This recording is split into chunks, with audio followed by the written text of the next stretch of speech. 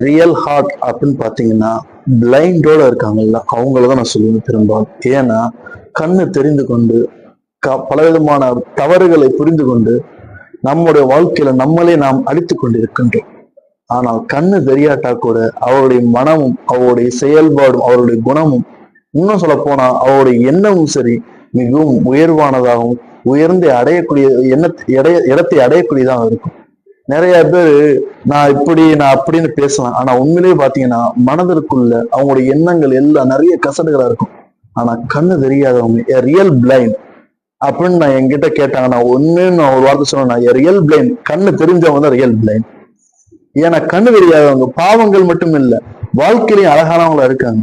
ஆனா கண்ணு தெரிந்தவர்கள் டே பை டே பாவங்கள் அதிகப்படுத்திக் கொண்டே இருக்கே தவிர அவருடைய தவறுகள் குறைகின்றவன் பார்த்தோம்னா ஏதாவது ஒரு மிஸ்டேக் பண்ணிக்கொண்டுதான் இருப்பான்.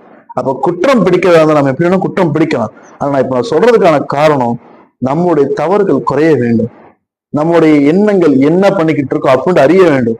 அதே சமயத்துல வாழ்க்கையில ஒரு புதிதாக ஒரு தெளிவு வேண்டும். நம்முடைய மக்கள் இடத்துல யார் இடத்துல தெளிவு இருக்கோ அவங்க இடத்துல எந்த ஒரு கஷ்டம் இருக்கான்னு நினைக்கிறேன்.